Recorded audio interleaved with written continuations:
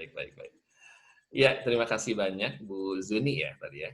Nah, Iya. Bu Zuni terima kasih banyak pertanyaannya tadi menanyakan apakah coaching itu perlu dilakukan secara berkala ataukah hanya ketika karyawan bermasalah gitu ya. Nah, Iya, betul. sebetulnya tujuan dari coaching itu sendiri apa? Ini pertanyaannya kan. Apa Hmm, perbedaan antara kalau coaching? coaching itu, Hmm, kalau silakan, nggak apa-apa. oke, kalau yang saya tahu selama ini coaching itu kan berkaitan dengan kinerja Iya. ataupun kinerja yang secara nggak langsung itu di-trigger oleh relasi dalam suatu tim, Mhm. baik itu di dalam unitnya sendiri maupun di luarnya. Ya, ya. Baik, baik. Terima kasih banyak jawabannya, Bu Zuni.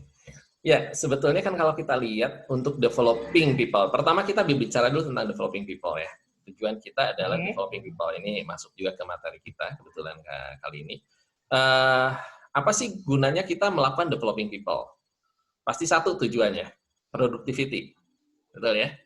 Nah, productivity Oke. sehingga setiap orang mencapai produktivitas yang diharapkan. Dalam hal ini apakah diharapkan oleh kita, diharapkan oleh si karyawannya atau tim kita, atau diharapkan oleh perusahaan.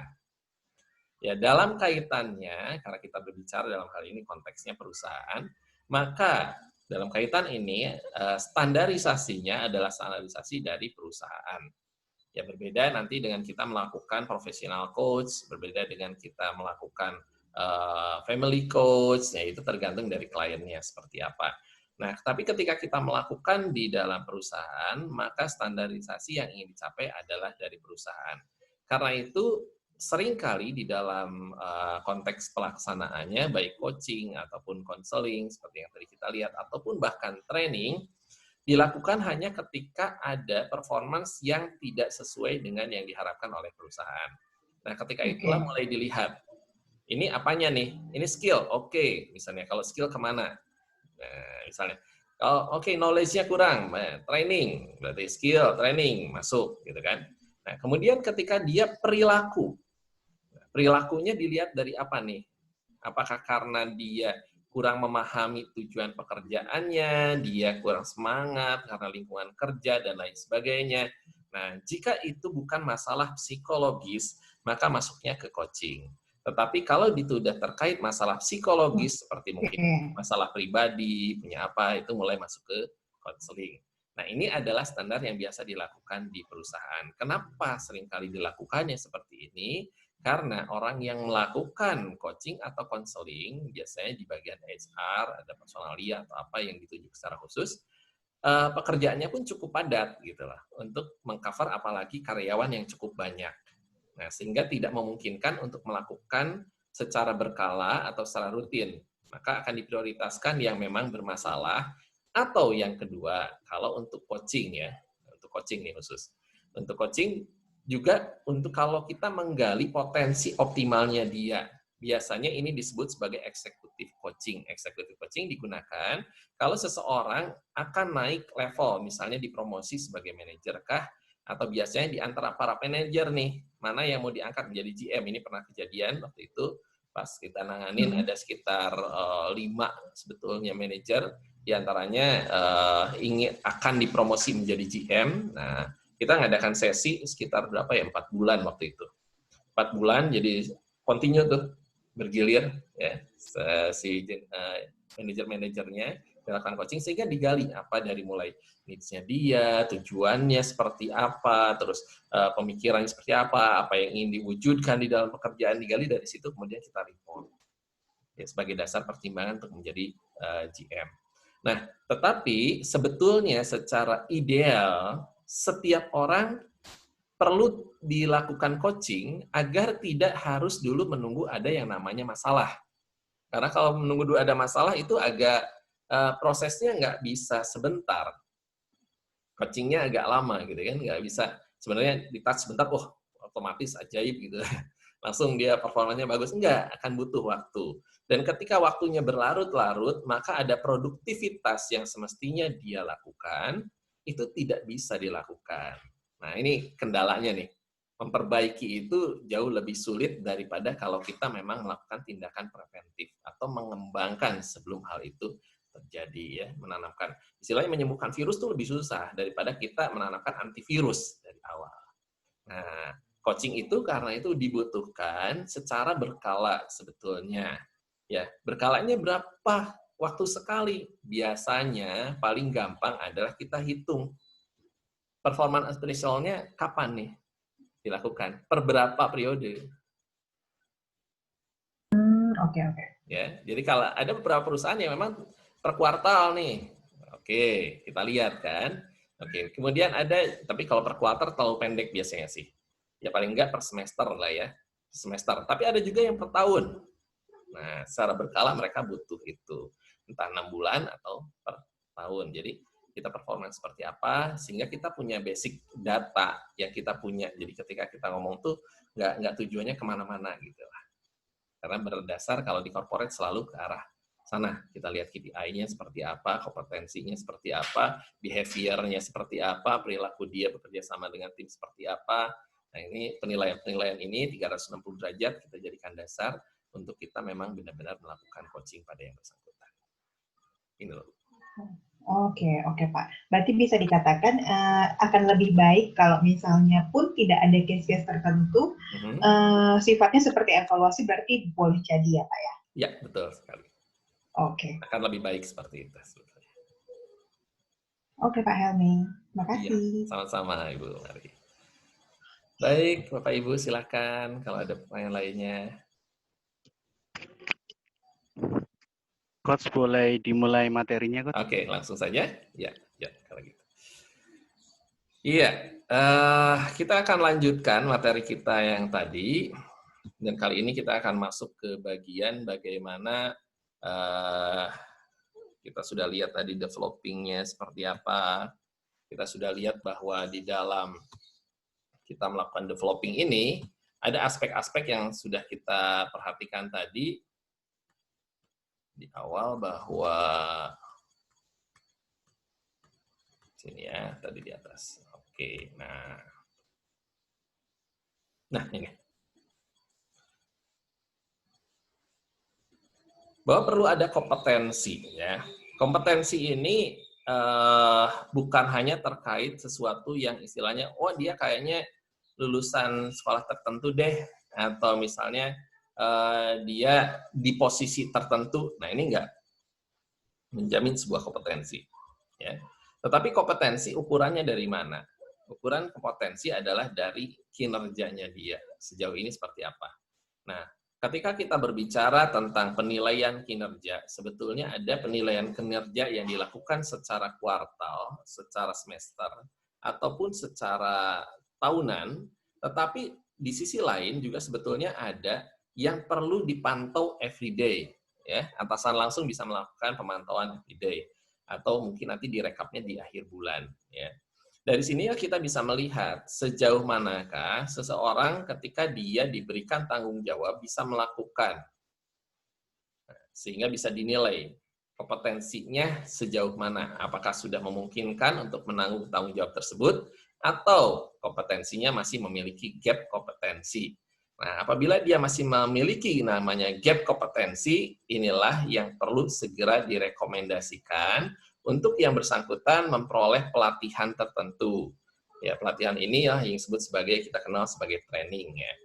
Trainingnya dalam bentuk apa? Bisa on-job training, ya, bisa classical training, ya, atau mungkin diikut sertakan dalam sebuah sertifikasi khusus.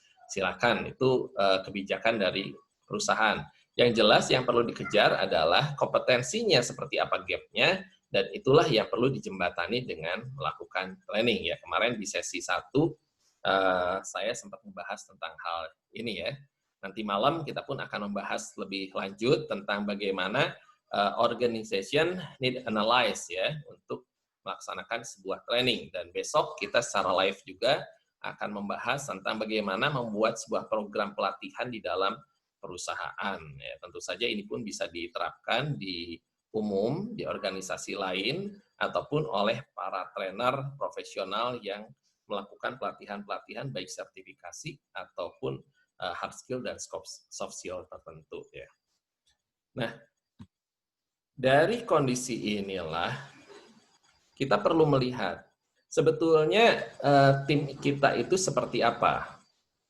Jadi bukan sekedar kita berbicara, oh ini perlu nih training ini, lalu kemudian dasarnya dari mana? Ya, dasar dari kita melihat training yang diperlukan oleh seseorang adalah dari kondisi ini, dari bagian ini. Di bagian ini kita melihat bahwa apakah dia tidak mampu dan tidak mau, apakah dia sebetulnya mampu tapi tidak mau, apakah dia tidak mampu tetapi mau, apakah dia mampu dan mau. Nah, dari pemantauan dan penilaian inilah kita bisa melihat kalau dia mampu dan mau, maka dia bisa mendapatkan kesempatan ke level berikutnya atau mungkin promosi atau kita challenge untuk dia bisa melakukan atau terlibat dalam proyek-proyek yang lebih lagi. Ya. Tetapi kalau dia tidak mampu dan tidak mau, maka perlu kita evaluasi. Jangan-jangan kita menempatkan dia di tempat yang kurang tepat. Ya, mungkin dia harus dimutasi atau dirotasi, ya ini bisa jadi bahan pertimbangan. Nah, kalau dia mampu tetapi tidak mau, biasanya ini dia harus masuk ke sesi coaching atau konseling. Kita lihat tidak maunya itu karena apa? Ya. Apakah karena mental block dia, atau dia tidak punya tujuan sebetulnya, goalnya kurang jelas, tujuan kerjanya pun nggak jelas mau ngapain, gitu ya. Nah, kita akan lihat nanti pertanyaan-pertanyaan, 6 pertanyaan, tahapan model untuk bisa menggali hal ini. Ya. Tapi ada juga yang tidak mampu, tetapi mau. Nah, yang tidak mampu, tetapi mau ini masuk ke dalam sesi training. Nah, setelah training, di situ dia diperlengkapi, diajarkan banyak hal, dia bisa trainingnya, knowledge-nya, baik knowledge tentang bagaimana prosedur, knowledge tentang produk, knowledge tentang perusahaan, kebijakan, dan lain sebagainya. Juga bisa training tentang skill, bagaimana training komunikasi, leadership, penjualan, dan sebagainya, tergantung dari yang tadi tidak mampunya itu apa. Nah, namun ternyata, sekalipun dia sudah melakukan sebuah training, nah, kita nggak bisa tahu apakah dia sudah memahami apa yang ditrainingkan itu atau belum. Kadang-kadang juga di dalam sebuah training, karena waktu yang terbatas, mereka memerlukan touch lebih lanjut. Ya. Kalau ada di perusahaan yang namanya mentoring itu bagus. Kalau memang orang baru ini bisa didampingi ya dengan bentuk misalnya buddy, oke, bagus. Tetapi jika tidak, disitulah peran bahwa perlu adanya yang namanya coaching after training. Nah, coaching after training ini, bagaimana cara melakukannya? Kita akan lihat di sini. Baik. Nah, yes. Nah, ini. Jadi, setelah training, kita perlu tanyakan pada yang bersangkutan.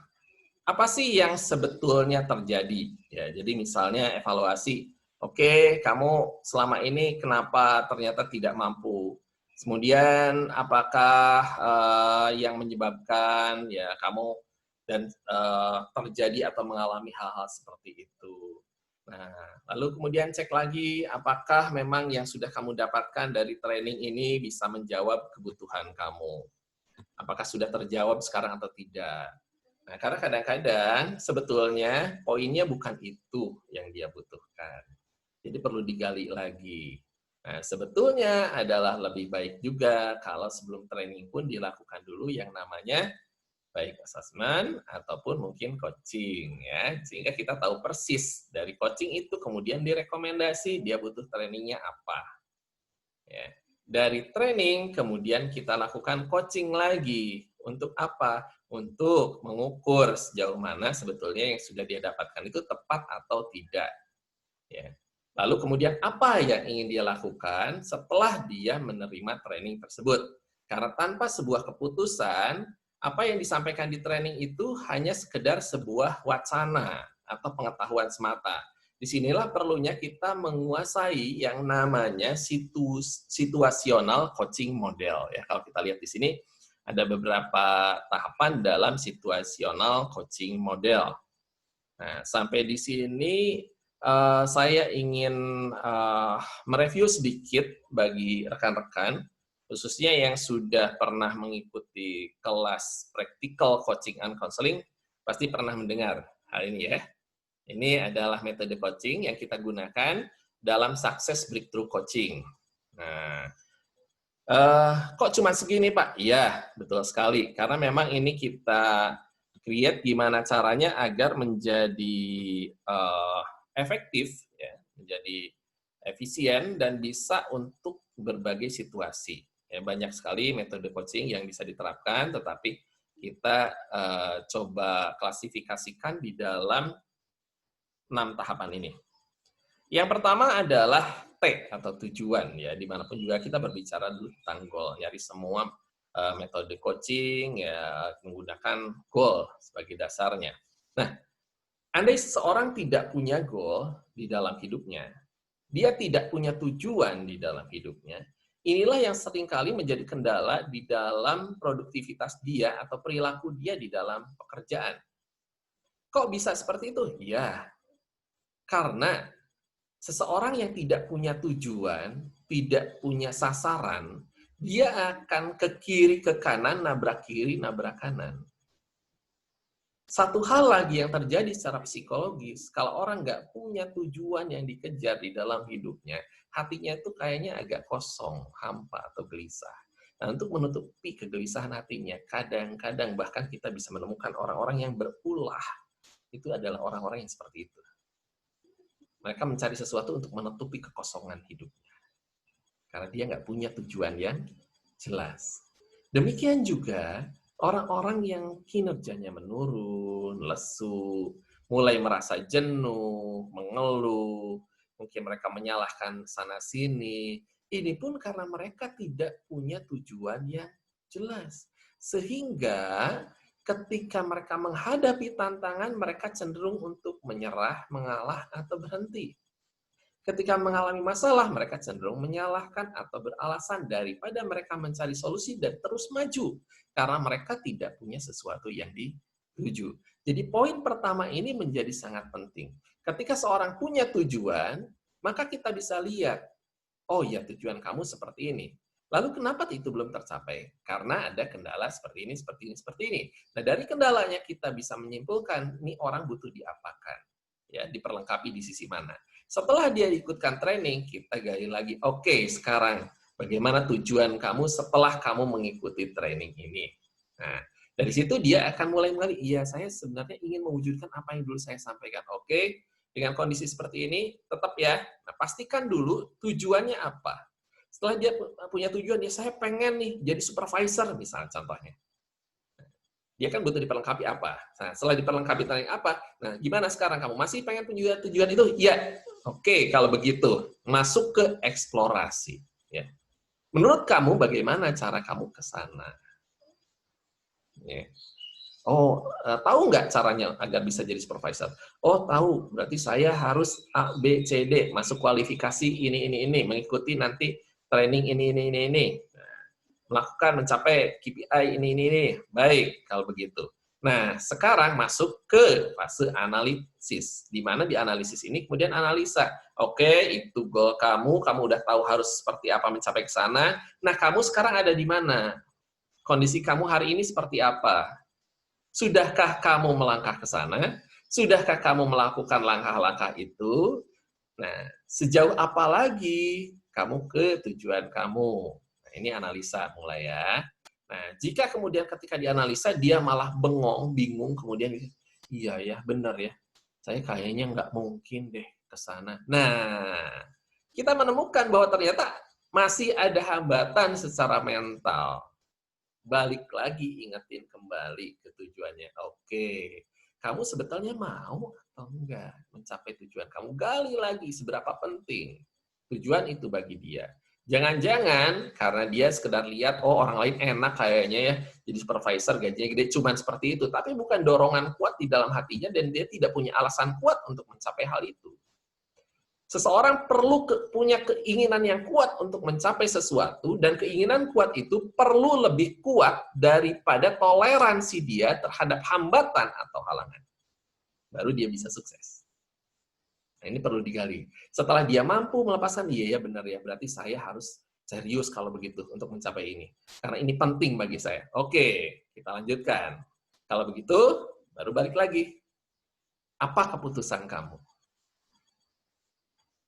Apa keputusan kamu? Ya, berarti saya mulai sekarang perlu melakukan A, B, C, D. Kapan kamu mulai mengerjakan ini? Apa hal rutin yang bisa kamu lakukan setiap hari untuk mencapai hal ini? Kapan targetnya kamu akan mulai menerapkan ini? Dan seterusnya, timeline-nya, waktunya, teknisnya. Kalau ada PIC harus bekerja sama dengan siapa, atau nanya ke siapa, PIC-nya siapa. Kalau ada buku harus baca, bukunya apa, dan seterusnya. Maka ini mulai masuk ke fase yang namanya tindakan. Jadi memang apabila kita sudah menguasai 6 hal ini menjadi sangat mudah sekali diterapkan ya, dalam artian ya fleksibel dalam kondisi apapun, situasi apapun, dan bisa bolak-balik asal ini benar-benar kita kuasai maksud dan tujuannya ya. Kebetulan di sini di slide-nya saya tunjukkan ada pertanyaan kuncinya, kemudian deskripsi singkatnya di sebelah kanannya, jadi ini akan sangat memudahkan. Ya, semoga ada waktu lain yang kita bisa menggali lebih jauh, khususnya di kelas Practical Coaching and Counseling ini dibahas ya. Bagi rekan-rekan alumni Coaching and Counseling ya, ingat saya selalu mengingatkan practice make perfect. Jadi tolong jangan karena kelasnya juga sudah berakhir, kita sempat praktis juga. Apabila kemudian ada pertanyaan-pertanyaan atau ada praktikal di lapangan, silahkan kapanpun Anda karena alumni punya fasilitas untuk melakukan mentoring dengan saya. Jadi silahkan bisa kontak saya, mau by WA, mau di grupnya, atau mau di FB group, silahkan, feel free aja ya.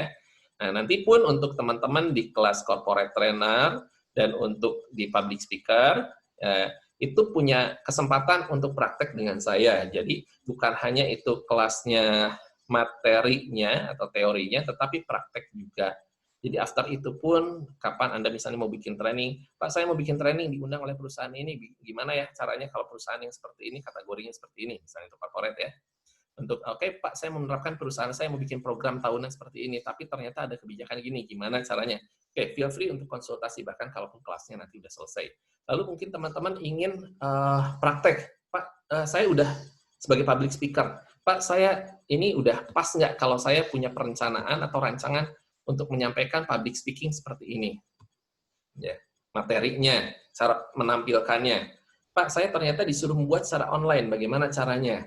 Ya, karena online bukan hanya seperti saya seperti ini, sebetulnya Anda bisa melakukan training online dengan menggunakan flip chart seperti di dalam ruangan seperti biasa ya, kalau memang itu dilakukan di dalam corporate.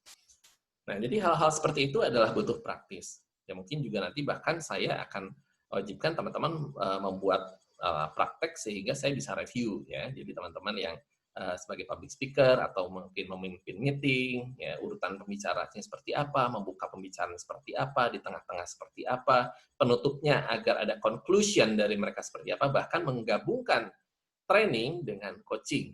Itu juga kita akan pelajari. Sebetulnya kalau trainingnya si trainernya menguasai metode coaching, kemungkinan kekurangan di akhir bagaimana training itu tidak bisa diterapkan akan bisa diminimalisir ya, karena si trainernya sendiri bisa memastikan materi diterima, kemudian mereka bisa melakukannya. Biasanya seperti itu. Ya, jadi benar-benar kita ke arah praktis semuanya. Baik, Bapak Ibu silahkan, ada waktu beberapa menit untuk kita, mungkin ada yang ingin diskusi sebentar. Silakan, Mas Ari.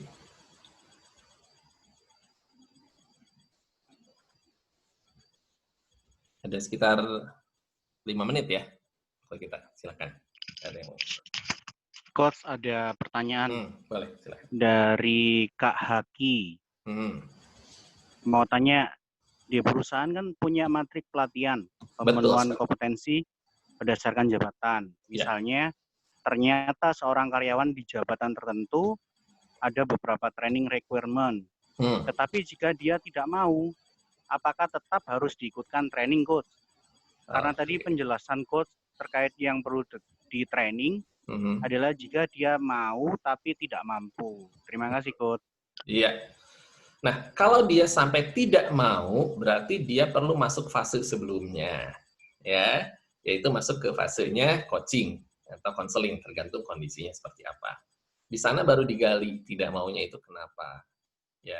Bahkan kalau misalnya pun itu metodenya, kondisinya adalah dia punya masalah psikologis, masuk ke sesi konseling. After masuk sesi konseling, dia tetap harus masuk ke sesi coaching, karena di sesi coaching lah dia akan bisa menentukan tujuannya dia bekerja di situ untuk apa. Kalau dia nggak punya tujuan, ya dia nggak akan pernah mau ikut training atau memperlengkapi diri. Yang penting dia ngerasanya, yang penting saya masuk jam sekian sampai sekian, dapat gaji, ya udah selesai gitu kan. Tapi kita akan bisa gali juga, kalau seperti itu terus, ya mau sampai kapan dengan persaingan yang ada, ya kemudian efisiensi perusahaan dan lain sebagainya. Kalau kita tidak semakin menjadi kompeten, apa kontribusinya buat perusahaan, dan perusahaan pun pasti akan melihat ini layak nggak dipertahankan atau bahkan dipromosikan. Ya mau nggak mau akan seperti itu. Nah itu perlu disadari dulu, awareness-nya dimunculkan, baru kemudian didorong untuk masuk ke dalam sesi training. Kalaupun itu training yang memang harus diikuti atau satu yang mandatori. Oke. Satu sisi lagi, memang ada training-training yang wajib untuk semua karyawan, ya untuk semua karyawan atau di level tertentu, misalnya untuk pekerjaan tertentu memerlukan training standar. Nah ini biasanya tidak karena kebutuhan atau gap, melainkan karena merupakan sudah program. Nah ini juga nanti kita akan bahas besok di kelas bagaimana program training perusahaan. Jadi sebetulnya training perusahaan itu ada program yang regulernya, ada program yang insidentil atau karena suatu kondisi atau kebutuhan. Nah, insidentil ini bisa dilakukan internal di dalam, bisa mengundang pemateri dari luar, atau diikutkan ke dalam training-training di luar perusahaan, tergantung dari kondisinya. Nah, kapan ini terjadi, ya itu yang kita bahas.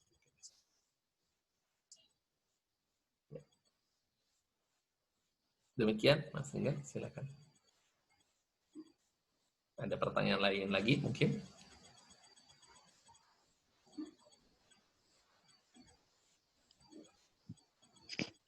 Silakan teman-teman yang mau bertanya, bisa di chat atau langsung langsung sebutkan nama dan sebelum pertanyaan.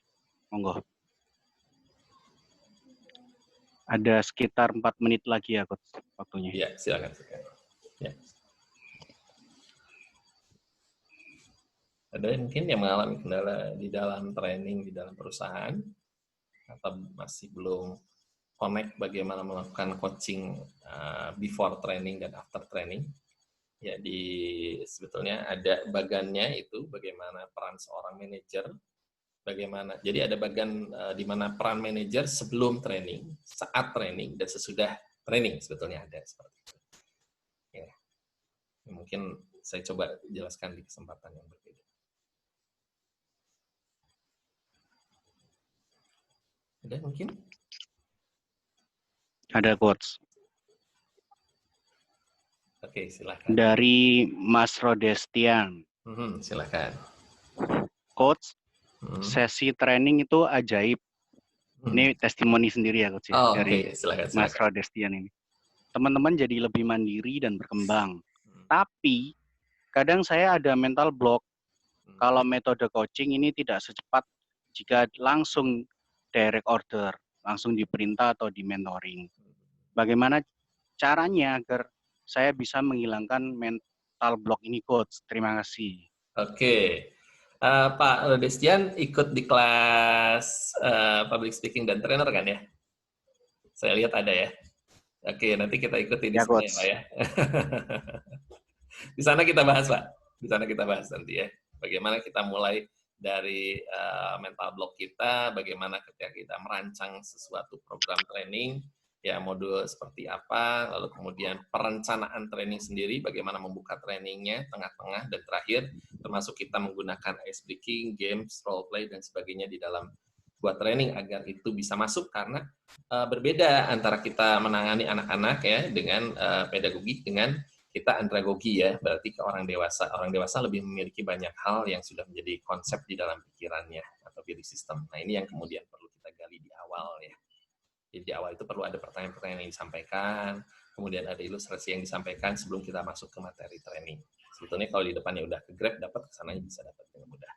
Tinggal nanti terakhir kita masukkan conclusion ya. Jadi kalau ini dibentuknya seperti loop ya, atau nanti mungkin kita belajar tentang embedded command ya dan sebagainya seperti itu. Siap.